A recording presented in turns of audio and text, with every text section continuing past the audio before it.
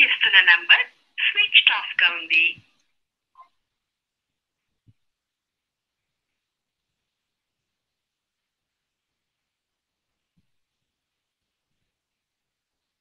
Number ప్రస్తుతం switch off చేయబడింది. దయచేసి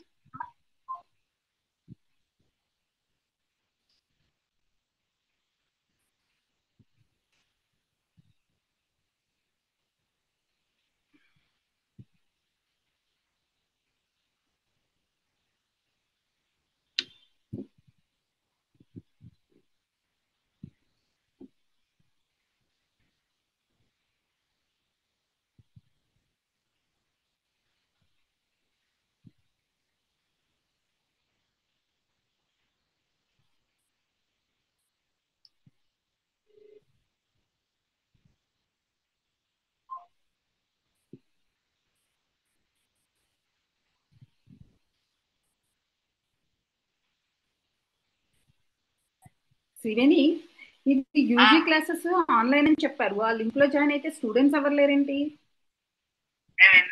యూజీ క్లాసెస్ ఆన్లైన్ అని చెప్పారు. ఆంధ్ర వాళ్ళకంట ఎవరు స్టూడెంట్స్ ఏమి ఉండరు, మనం మామూలుగా ఇచ్చేసేయాలి. సో అది యూట్యూబ్ లో పెడతారు. ఓ, స్టూడెంట్స్ ఏమి ఉండరా? ఉండరు. ఓకే, మనం ఓన్లీ ఆడియో వీడియో రికార్డ్ చేసుకుంటే వెళ్ళిపోవాలి అంతే. అంతే, వాళ్ళే చేస్తారు. క్లాస్ తీసేసుకో, జాయిన్ అయిపోయా అంతేనా? ఆటోమేటిక్ గా రికార్డ్. ఓ, ఓకే ఓకే. ఇప్పుడు స్టూడెంట్స్ కోసం చూస్తున్నాను. ఆయనేమో నా అకౌంట్ లో జాయిన్ అయ్యాడు.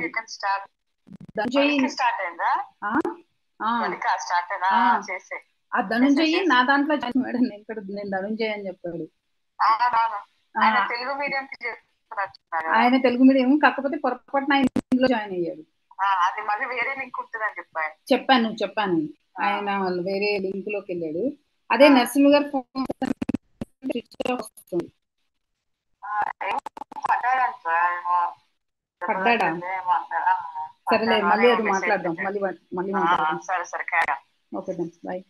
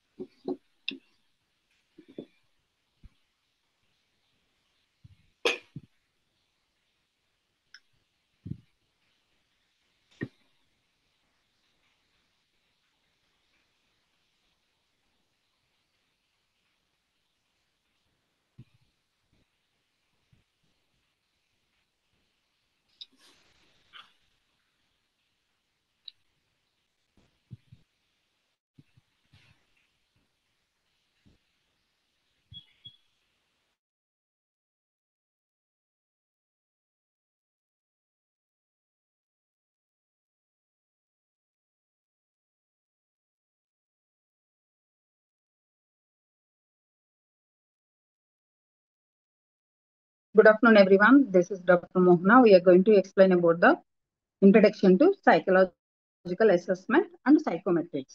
This is our topic. What are the objectives in this topic? What we are going to learn means classical theory and item response theory. And what is the importance of psychological assessment? Where we can use the psychological assessment. And we even know about this. What is the context?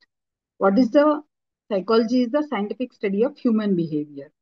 Okay, but actually this one is started in Germany, University of Leipzig in 1879.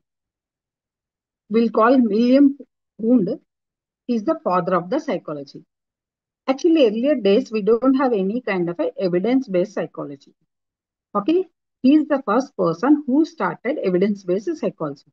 That's the reason we are into psychology. And now, whatever the things, suppose if someone is suffering with stress, we have a stress psychometric questionnaire. Okay, we can even measure the stress of the person by conducting this. So all these things are we developed. Okay, slowly it's got established.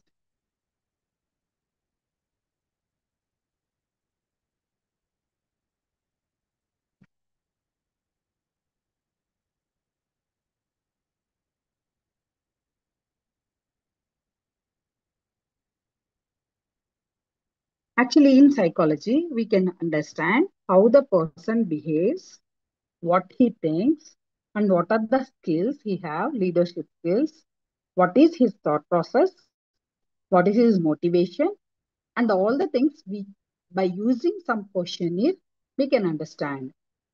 This comes under psychometric assessments. We'll call it as a psychological assessments also. Okay, actually, see, by doing this, what we can predict, we can describe their mental health, and we can even assess their behavior. And we can see, suppose if you want to know, we want to select a leader from the class, whether the person having a leadership qualities or not. Yes, by using the psychometric test, we can understand. Okay, even the communicating ability. Okay, and not only that, whether the person is having the what do you call accurate decisions or not. All these things also, by using the psychometric test, we can understand stress levels, depression, anxiety, everything. See, nowadays we have for each and every psychological problem, even the behavioral dysfunction, we have a psychometric assessment. All this comes under here only. Okay, we can identify and we can assess and we can diagnose the mental health issues. And suppose if the person is undergoing the emotional issues, okay, why the person is having less emotions, what are the areas we need to develop. Suppose what he is thinking towards his family members, what he is thinking towards the society. See, based on the thinking, okay, the person will behave and the person will treat the other person. So all the psychometric tests we use to assess the problems and to identify, based on that we'll go for the psychometric test. See, importance, how we can do this means, see, what are the things we required. Suppose we want to know the person's anxiety. We use only the particular anxiety questionnaire. Suppose leadership, some other questionnaire. Suppose we are looking only for that person is not having the motivation. So we will conduct the motivation questionnaire. Okay, what are the things it's not? Suppose few kids, children, they will come for the, what are the courses I have to pursue? So here we need to see his abilities. Is he into maths or science or social? So by conducting the psychological assessment, we can understand the person behavior and we can develop the comprehensive overview about the person's behavior and even the mental health of the person. So for that reason, we use psychological testing. After testing, what we do, we interpret whatever the data we got after using the psychometric test. We interpret the data and we do analyze the data and we will understand what are the underlying causes for this particular behavior. So by using this assessment or tools. Okay, in this process, we can see the person's personality and we even see the person's capabilities and what are the various techniques to improve the particular person, whatever the areas he is lacking, where we can improve. So on that, we will understand, we'll make make a test. So we will improve the capabilities of the person. All these things we will do. So here what we will do, first we will check the person's progress. First we will see what is the purpose of the assessment. Why are we doing? What are the use of this test? Next, what we will do? What is the knowledge? So where we can help this particular individual. So based on that we will do. Next, what is the theoretical approaches? First thing, in theoretical approaches, first one comes under classical test theory. Classical test theory means X means observe the score, T means true score, E means error. Okay, here the theory, we can, from this theory, we can origin from the idea that there will be errors in the measurement. See, suppose if any errors is there, okay, like relationship between the three variables, X, T and E. Okay, uh, by doing this, we can obtain the observed score. What is the formula for this? Observed score means X. True score means T. Error means E. So what is the formula to observe this observed score? True score plus error. What are the errors in the particular test? What is the true score? Okay, so it is concerned with the relation between the three variables, X, T and E. So after observing this score, we can see the person's reliability. The score of the, whatever the findings we got, we can understand. Reliability is calculated with the true score, which we get from the individual score and the test and the number of errors in the test. Sometimes if the person is not understanding, suppose if the person is giving wrong answers also, it's going to be a problem. So actually here we will see all the things. Okay, after seeing that, we will see the observed score. Then after seeing the observed score, item response theory. Suppose what are the items are there, how the person is responded. Okay, actually this classical theory is tested oriented, not item oriented.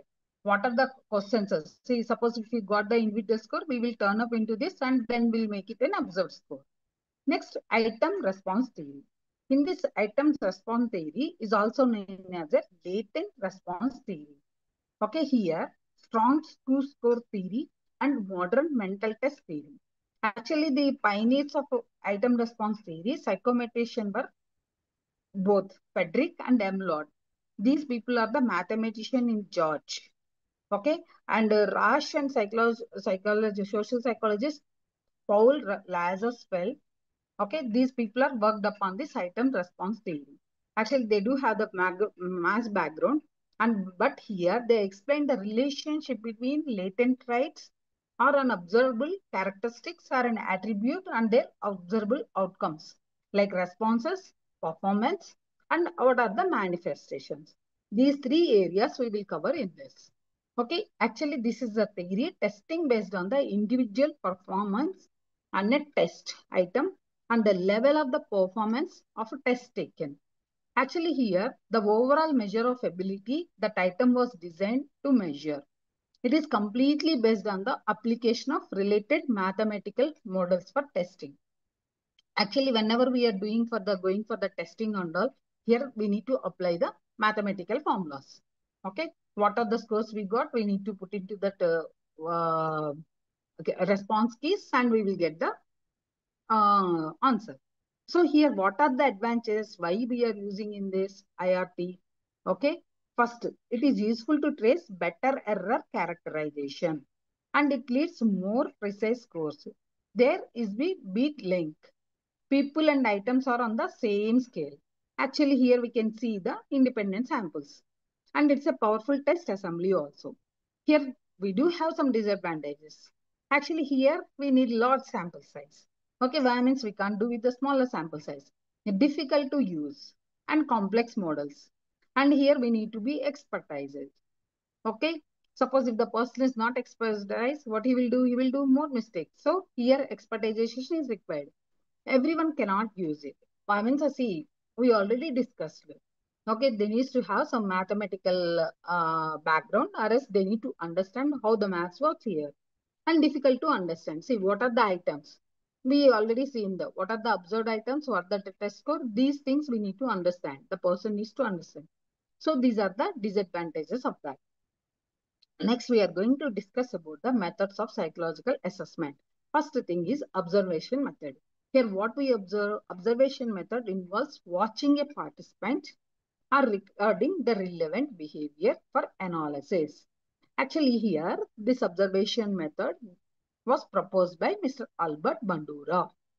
Okay, here, by doing these observations, we can see the persons in natural or artificial settings where we are observing the person in a natural setting or artificial setting. And they may be structured or unstructured. See, sometimes whenever we are conducting the psychometric interviews, sometimes we do follow the structured interviews, other times we'll follow the unstructured interviews.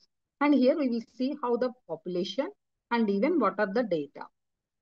Okay, first personality inventories. See, few tests we are discussing. Okay, personality is a set of behavior and it explains the emotions, emotional pattern of the person and even biological and environmental factors. Okay, personality inventories are used to collect data to related their personality aspects. Actually, here what we will use in personality inventories, we use questionnaires and opinions and inventories, rating scales, etc. Suppose we'll take an example of Minnesota multi-phase personality test. Okay, here in this test, we will ask related to the personality questions. Okay, we'll ask the person's behavior and we even check their emotional, cognition, all these factors we'll check. Next, we are going to discuss about the projective text. Okay, projective techniques are indirect, unstructured methods. See, in projective techniques, we'll show some pictures. Okay, like I can give an examples of Rorschach-Inkbold test, children apperception test, and thematic appraisal test. Okay, in this test, what we will do, we'll show some ambiguous pictures to the client, to the person. Okay, so here, this is completely unstructured. Okay, whatever that comes into their mind, they will try to explain. They will try to tell one story. So based on the story, we will go for the scoring. Okay, here, these tests, okay, based on the measure of psychological tests are divided in the following groups. One is the personality test. Actually, in 1920, they conducted on the armed persons. Okay, example, personality test are MMPI. Okay, in 1920, they started conducting the test for the. Actually, they started with the armed 4 persons. Whenever they're recruiting the people for army people, they conducted. Okay, what are the tests they used at that time? One is MMPI. Actually, here what they assessed aggressiveness, psychotism, and negative emotionality, like neuroticism. If the person is having neurotic characters, no. See, actually, whenever we are recruiting for the armed people, if the person is very aggressive, what will happen? They can fight in the war very bravely, right? Suppose if you are recruiting a person as a teacher, if the person is having aggressiveness more, can we take? No. Same thing. So here, based on the test, yeah, they selected for the thing. So here, if the person is introvert or low positive emotionality, all these things by doing the personality test, they will assume and they will go for the selection. Next, intelligence test. See, here, intelligence tests are Stanford examples. Stanford Binet IQ test and Wechsler's adult intelligence scale. Okay, and here, Wechsler adults intelligence scale for children or a standardized test to design the intelligence test. See, by conducting the intelligence test, okay, we can see the person's ability to think and learn from the own experiences. And not only that, how the person is able to solve the problems, what is his situation, how he is using the intellectual abilities. So by intelligence test, we can measure all these things. Next, achievement test. Why do we use achievement test? If the person is able to reach his goal or not. Actually, Henry Murray coined the word achievement. So he is the one and only, he is the first person who used the word achievement. What are the achieve spelling test, time or arithmetic test? These are the examples of the achievement test. Like quizzes are all examples of the achievement test. Suppose if the person is achieved within the time bracket, okay, within the mathematical calculations, we can say, okay, this person is achieving the goal. He is self-motivated. Okay. Next, attitude test. Attitude test is the set of emotions, beliefs, and behavior towards a person, object, event, or thing. Attitude test the people believes, feelings about people, event, or an object. Here, Thurston scale or Likert scale. This is the measurement of the attitude test. Aptitude test. Aptitude test, why we do use individual to do certain kinds of work such as like physical or mental in nature. Those are the things we can measure. So here in aptitude test, we can see the teaching aptitude, clerical aptitude, all these things we can, even the finger dexterity also we can check. Okay, next.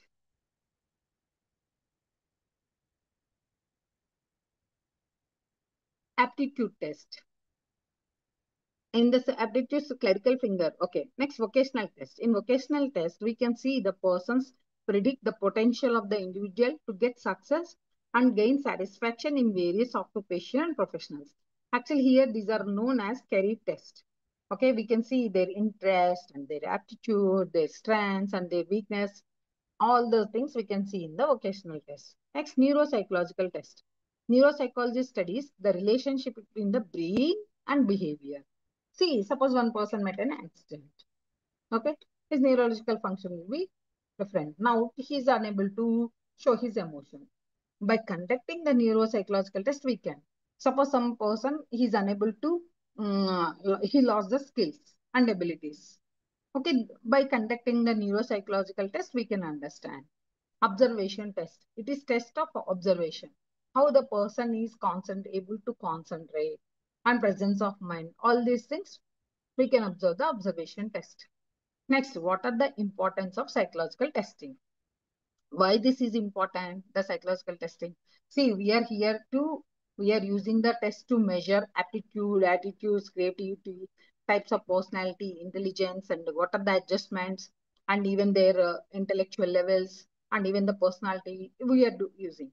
But why is this important? Actually, here to identify learning difficulties among the students. One thing. The second one, school administrators and teachers to evaluate students' academic performance. And we can even see how the vocational ability of the students to measure.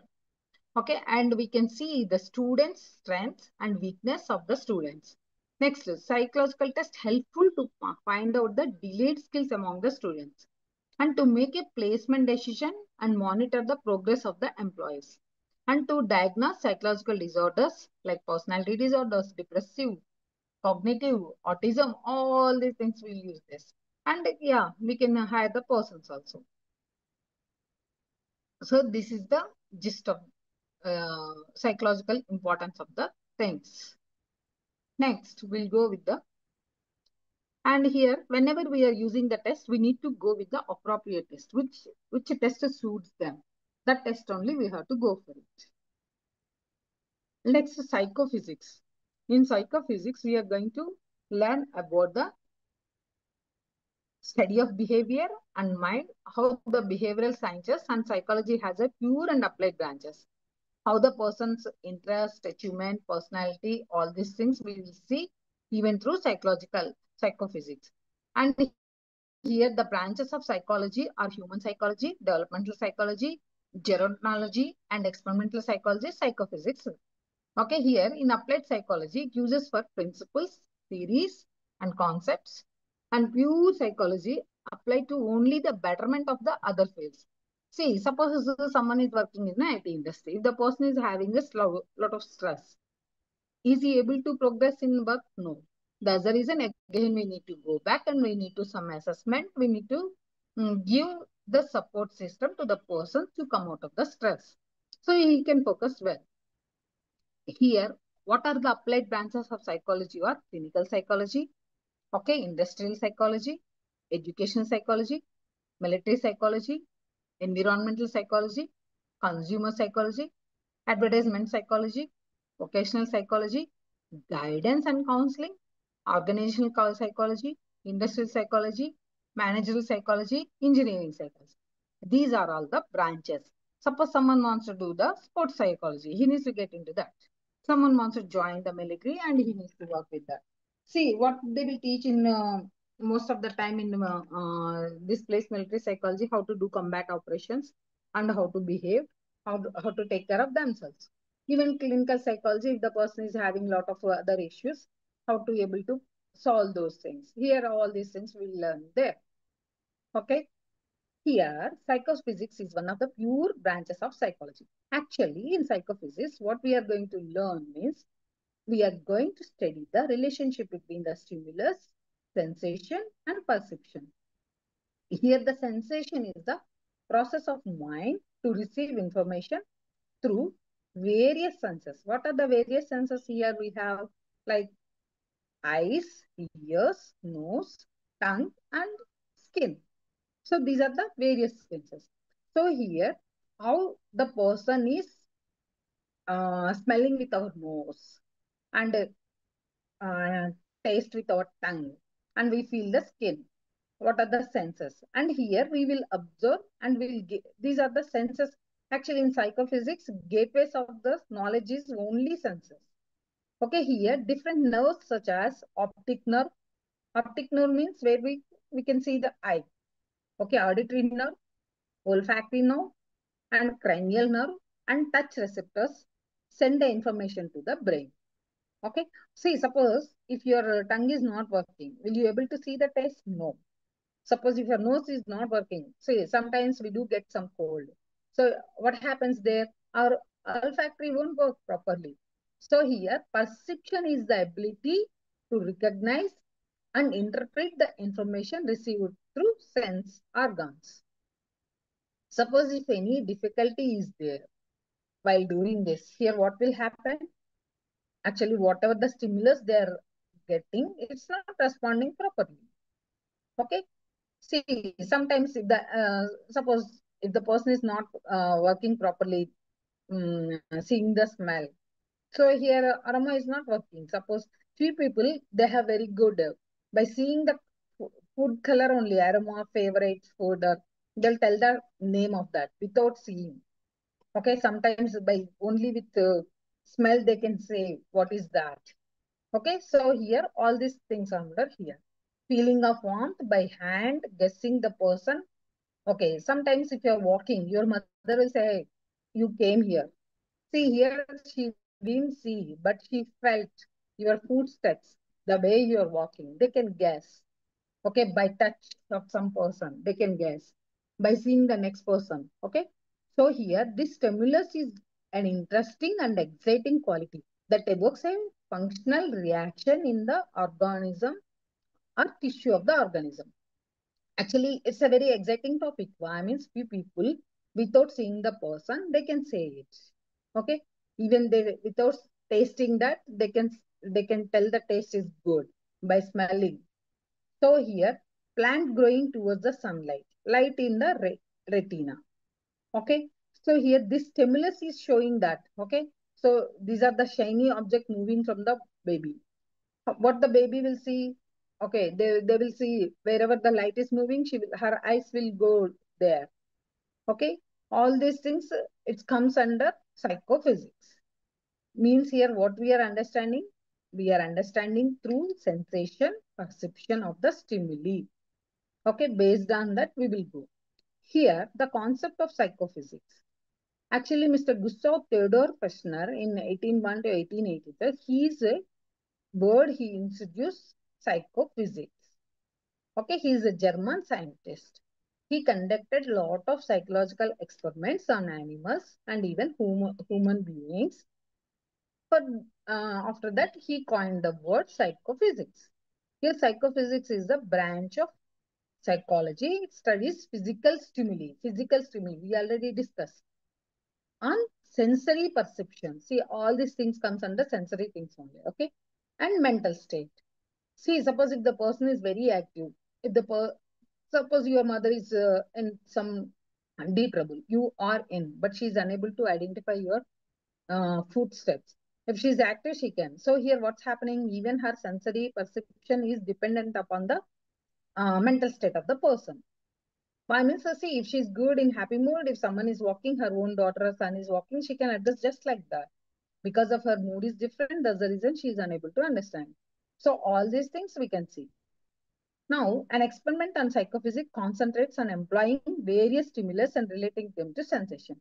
In psychophysics, through experimentation, the experimenter tries to find out whether the subject can detect the stimulus or not. Suppose if the person is unable to detect the stimulus, you are giving some taste, but if his state buds is not working, what will say? Actually, here he's not active, or else he's not working.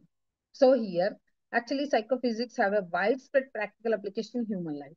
So what happens here if the person is unable to understand means there is a problem there. So here we'll see some definitions. Psychophysics is the quantitative investigation of the relationship between physical stimulus sensation and perception. See here, what is the stimulus? Suppose if you are seeing for the olfactory nose. What's the stimulus? What are the smell? And sensation, how the person is feeling. Perception, how he is thinking. Okay, how he is reacting. So here, the stimulus and response relationship are study of a perceptual system. Actually, most of the psychophysical experiments are conducted in the vision, hearing, and touch, smelling, and taste. See, these are all comes under psychophysics. Suppose, what are the examples? Suppose the color impact our moods. Suppose if you are in good mood, you will wear bright colors. Suppose if the cloud is if the see we are in good mood, the wind, if it is raining, you feel like wow, it's raining, it's good mood. Otherwise, suppose if you are in sad mood, oh, why this rain is okay. Suppose the first rain, the smell. If you are in good mood, you will enjoy. Okay, if you are in bad mood, you won't enjoy. So here, the color also impact our moods. Even the smelling one thing while tasting another impact a person's ability to detect what the food really is. Suppose few people they will say, oh, see, whenever you are walking in the evenings, any corner of the street, most of the time, Andhra and Telangana, people they will put some budgies and all. Okay, so by seeing the taste, people will say, hey, this smell is coming from this side. So here what they're doing, that stimulus get activated. So by seeing the smell, they can tell the root. Okay. So these are all comes under psychophysical. Okay, here concept of absolute limit. Okay, it is also known as the absolute threshold. Okay, how the threshold is working. So here we will see what is the detection of threshold and objective of the threshold. Here Red's limit sensation threshold, absolute solution sensitivity. Actually, it can be defined as the minimum level of stimulation required for sense organs to detect the stimuli 50% of the time. It is the smallest level of stimulus required by the human senses to detect the sound, like touch, sight, taste, smell. Suppose if you don't have this stimulus, what will happen? We are unable to. Suppose the lowest level of high light the human eye can detect. Even the lowest level of tone that human see. Actually, even people can see. I think what's the smallest concentration of the participants can smell. Few people they can absorb the sound just like that. Small. If you are whispering with some other person also, they can detect. Few people, if you need to speak very loudly, then only they can. Means depends upon the concentration and ear. What is the ear? Okay. What is the lowest level? So that's the reason people will say, hey, he's here. Talk to very slowly. Means he can listen. So here the lowest amount of force required to detect the force of the palm. Okay, difference limit. What are the different stimulus? Few people, the stimulus is very noticeable. Few people, yeah, they need to see the big things. Suppose Jan holds two objects of different weights. Okay, few people, they can differentiate and they can say. But people, they can't differentiate. So here, even the smells also. Few people, they can say, hey, this is jasmine, this is rose. Few people, they can't differentiate. So here, threshold difference is there. And we need to check our progress also. Okay, how the things will be there. Like, suppose if the person is unable to see the smell or explain about what is this, then we need to. And what are the psychophysical methods? Okay, whenever we are studying for this psychophysics, okay, physical to psychological through detection, identification, and discrimination and scaling. These are the levels of what do you call seeing the strength of the stimulus. Okay, first one, method of constant stimuli. Here, whenever the process is starting, the threshold by randomly presenting the stimuli several times. See, suppose if you are presenting for the stimulus for the first time, how the person is reacting. In the second trial, how? Okay. In the threshold is calculated by the stimulus that is detected 50% of the time to that of stimulus not detected 50% of the time. Suppose here what happens, suppose if you we ask you to listen some sound. Okay, first time how you are able to respond, second time how you are able to. Different tones also and the different sound levels. Okay, sometimes yes, suppose the constant stimuli method of finding threshold, same tone, how the person is reacting. So these are called the how the person is reacting with the sounds and how it is the sound system. Methods of limits. This method use the ability of the subject to respond or not to respond to a particular stimulus. See, we people, if the smell also coming, they can't. We people for small smells also they wait. Hey, I'm finding this. So here what we'll say, the threshold. In this method, we can find what is the threshold is working more. We can see the person decrease stimulus or increase stimulus. Depends on the subject. What is the how the person is perceiving. Okay, few people they will respond to the sound. Few people they may respond to the touch. By seeing that touch, they can say, "Oh, this person is doing this." Sometimes smell. All these things comes here. Okay, method of adjustment. This method is also known as the method of average error or method of reproduction or equation method. An absolute threshold is found out by a series of trials. Actually, in this case, we'll do series of trials and through direct adjustment of the stimulus, you find out what is the weakest stimulus detected by the subject. Okay, same thing we will conduct the test. Okay, what is the weakest thing and what is the strongest thing? Okay, this is called method of adjustment. And the participants or the subject increase or decrease the levels until they feel the stimulus is detectable level. Next, why we are using? Here, we can see the usual measures of perception and performance. And even we can understand the perpetual levels of the process and assessing the observed performance. Okay, all these things we can see by why we are using the psychophysical testing. Next, what are the scaling methods? In psychological testing, okay, in the scaling technique, the process is strongly agree, strongly disagree, unfavorable or favorable. Okay, suppose if you say, you ask the person, are you liking the smell of jasmine? He has two options, strongly agree or disagree. Okay, these are the scaling methods. So suppose if we say strongly agree, we will see what are the things, what are the psychological aspect of the person or how the person is reacting towards the event. Okay, in scaling method of placing respondents and a continuum with per assigned values, numbers, symbols, based on the features of the particular object. So by using this method, we can understand the various criteria, and even by using the scaling techniques, we can understand how the person is responding towards the stimulus. So we can assign, we can get the nominal, ordinal, or interval and ratio values by using the method. Actually, the scaling method developed by Stanley Smith Stevens. Okay. So this one is used for suppose nominal means one for male, two for female. How many people are doing following this test? See here we do in psychology. First thing we need to remember, we never ever say the names. Okay, we will use only the quotes. One, two, female, male and female. One for male, two for female. This comes under nominal scale. Okay, ordinal scale. Here the rating happens between 1 to 10. Okay, what are the ranks we have, but we will turn into the ordinal scale only. So 1 to 10 scale. Suppose you had something, okay, food, and 1 to scale, what is the rank? So this is called order rank method. Okay, next interval. Okay, here the most of the time temperature in Celsius. Okay, actually here it measurement scale where the data is arranged in an order and the difference between the two variables is meaningful. See, what is the temperature now? Now summer 37 degrees. So here what we are doing, we are mentioning into that. So this is called interval. Actually, these are the methods whenever we are entering the data, it is useful for our research. Next, ratio scale. It is a measurement scale in which quantitative in nature and it compares the intervals ratio.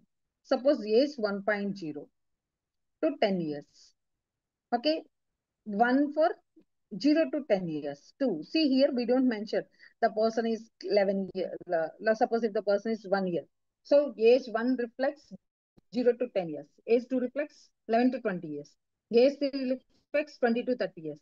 Here we don't mention the person age is so and so like that. Okay, psychological scaling method. In social sciences, the scaling is the process of measuring and ordering entities with respect to the quantitative attributes or traits. Okay, first comparative scales. Why we do compare and non-comparative scales? We'll discuss about the comparative scales. It is an ordinal or rank order scale, which also referred as a non-metric scale. In this scales, respondent evaluates two or more objects in the same time, and he directly compare with one another in the processing of measuring. Actually, here it involves the direct. Suppose something. Do you like coffee or tea? So here what you're doing, he is comparing with two objects. He needs to choose one. Okay. It involves direct comparison. Suppose you're listening and do you listen songs in a MP3 player or radio? See here doing the comparison, we are getting the straight answer. Okay. So here various techniques of comparative scales are pair comparison technique. This is called a pair comparison technique and Rasch model scaling and rank ordering, Bogart's social distance scale, Gutmann scale, constant sum scale and magnitude estimate scales. These are the different scales to use this method. And what advantages of comparative scaling method? First thing here, the small differences we can see by using this method. It can be easily understood and easy to apply. Suppose if they are doing a survey, I want to launch a product in the chai. Okay, so I have to see in this state, most of the time what people will take, coffee or tea. So I am doing research. So by that, I will see, is this is good or not.